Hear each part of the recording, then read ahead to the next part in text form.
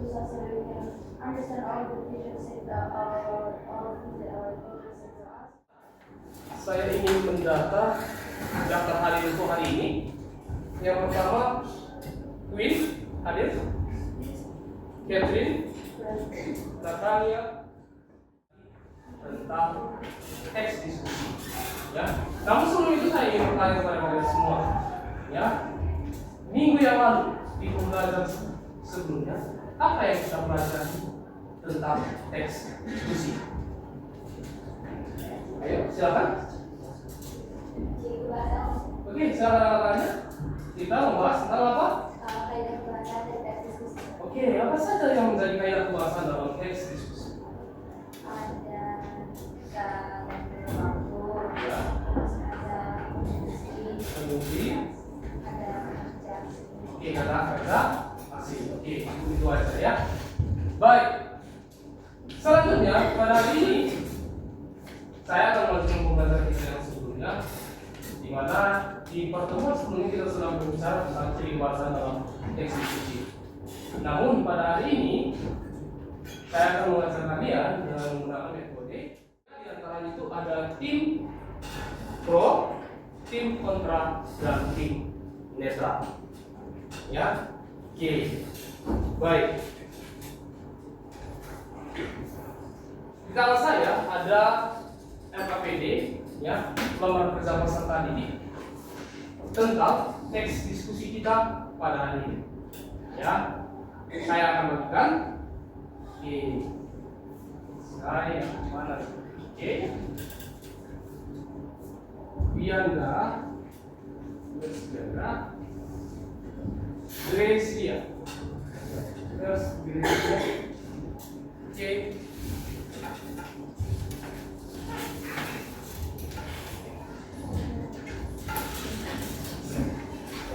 Oke, baik. Sekarang kita akan lanjutkan, ya.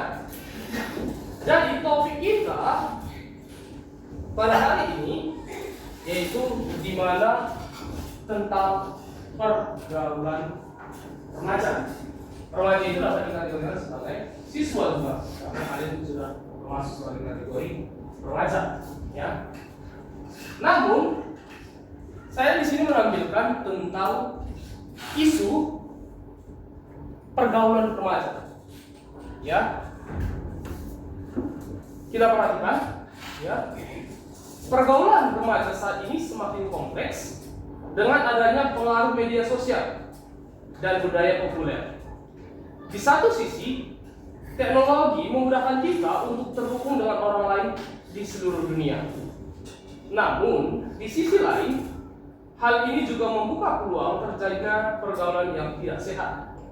Sebagai contoh, ya, maraknya kasus cyberbullying dan penyebaran hoax di kalangan remaja menunjukkan betapa pentingnya kita untuk bijak dalam menggunakan media sosial. Ya, jadi pergaulan remaja itu dapat dikategorikan yaitu dalam penggunaan media sosial.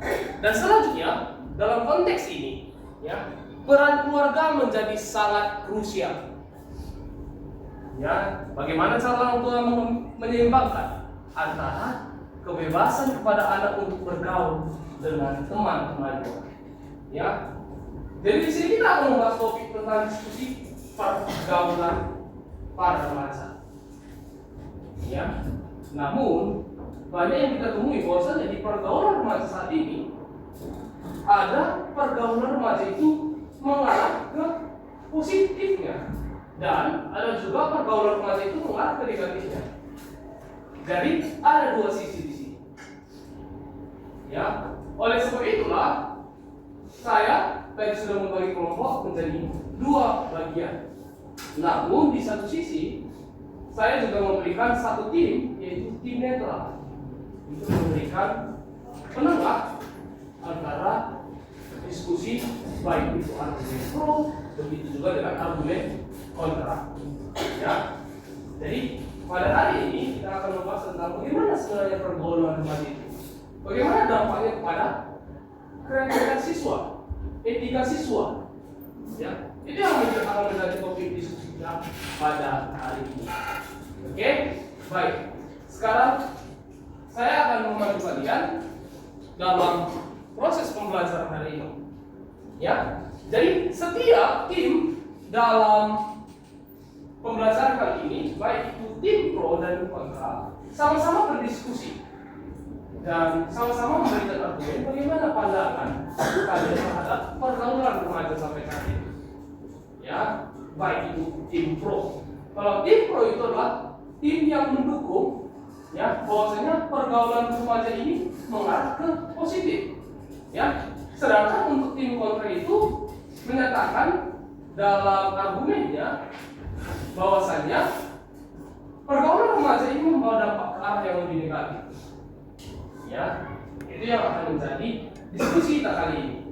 Ya, oleh sebab itu saya memberikan kepada kalian untuk saling berdiskusi tentang apa saja sebenarnya, ya, dampak dari pergaulan remaja tersebut. Oke, baik. Dan nanti di situ tiap perwakilan dari tim menyatakan argumennya dalam sesi diskusi kita kali ini. Seperti itu. Nah, jadi kemungkinan jadi semua berdua kita bisa mendorong semua belajar lebih giat.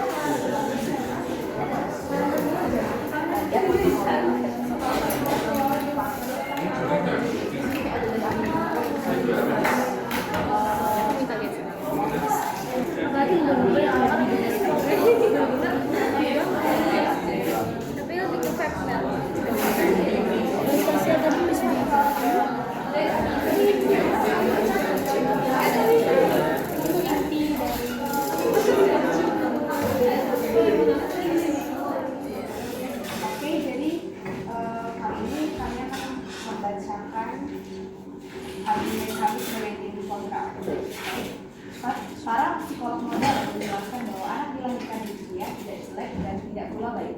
Namun lingkungannya inilah yang membentuk kepribadian anak tersebut.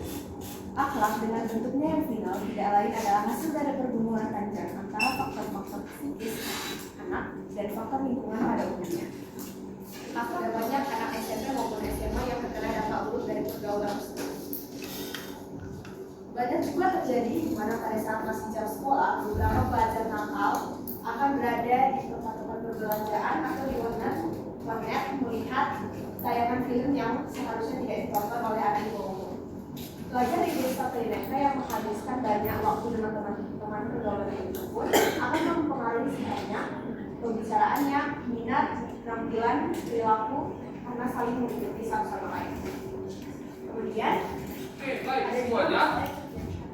Jadi pada kali ini tim pro akan menyampaikan beberapa argumennya, di mana dia mendukung bahwasannya ini pergaulan remaja itu memberikan dampak yang positif di kehidupan remaja sekarang, terlebih di siswa atau siswi sekarang. Baik, oleh sebab itu kami persilakan kepada tim pro untuk menyampaikan beberapa argumennya terkait tentang topik diskusi kita pada hari ini. Kami dari tim pro dan argumen kami adalah pergaulan yang positif dalam lingkungan sekolah terbukti memiliki dampak signifikan pada prestasi akademik dan perkembangan karakter siswa. Berbagai penelitian baik di Indonesia maupun secara internasional menunjukkan bahwa lingkungan sosial yang mendukung dapat meningkatkan motivasi belajar, keterampilan sosial, dan pembentukan nilai moral. Seiring perkembangan zaman, pergaulan siswa semakin dipengaruhi oleh teknologi digital dan media sosial.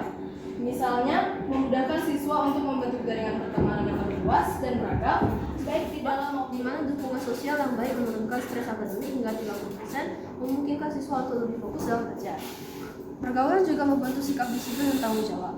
Penelitian Lembaga Ilmu Pengetahuan Indonesia atau LIPI tahun 2020 menunjukkan bahwa siswa yang bergaul dengan teman-teman disiplin lebih cenderung mengatur waktu dengan baik.